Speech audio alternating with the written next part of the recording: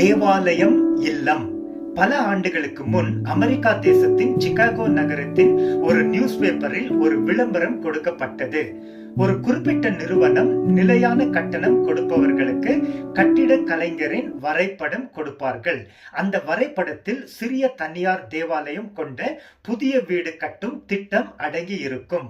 ஆங்கிலத்தில் சொல்ல வேண்டும் என்றால் an architect's plan for a new home with a built-in private chapel.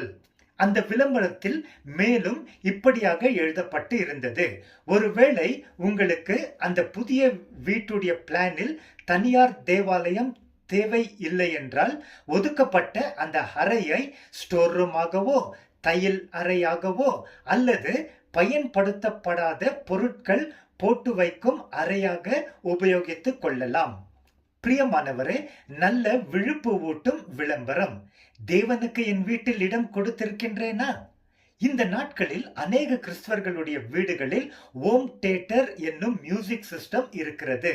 ஆனால் சிலர் வீடுகளில் தான் ஹோம் சர்ச் அமைந்து இருக்கிறது. கர்த்தர் தேவாலயங்களில் மட்டுமே தங்கி உலாவுவதற்கு தம்மை கட்டுப்படுத்தி கொள்ளுவதில்லை. ஆண்டவராகிய இயேசு கிறிஸ்து வாக்களித்தார், 2 பேராவது 3 பேராவது என் நாமத்தினாலே எங்கே கூடி வருகிறார்களோ அங்கே அவர்கள் நடுவிலே இருக்கிறேன். மத்தேயு 18:20. நான் என்னுடைய நாமத்தை மகிமைப்படுத்தும் எந்த இடத்திலும் உன்னிடம் வந்து உன்னை ஆசீர்வதிப்பேன் என்று கர்த்தர் வாக்கு கொடுத்திருக்கிறார். யாத்ராகமம் 20:24. தேவாலயத்திற்கு நாம் கட்டாயம் செல்ல வேண்டும். தேவாலயங்களில் தங்கி இருக்கும் தேவன் நம் இல்லங்களிலும் தங்கி இருக்கிறார். தீர்க்கதரிசி எலிசா அவரிடம் உதவி கேட்டு வந்த ஒரு விதவை தாயாரை பார்த்து, வீட்டில் உன்னிடத்தில் என்ன இருக்கிறது சொல் என்றான். 2 ராஜாக்கள் 4:2. நான் இந்த கேள்வியை ஆன்மீக ரீதியாக எனக்கு பயன்படுத்துகிறேன். தேவன் என்னை பார்த்து உன் வீட்டில் என்ன இருக்கிறது என்று கேட்கின்றார். என் வீட்டில் தனியார் தேவாலயம் இருக்கிறதா? பிதா, குமாரன், பரிசுத்த ஆவியானவர் தங்கி உலாவுகிறார்களா? ஆராதனை, ஜெபம், பைபிள் ஸ்டடி உண்டா?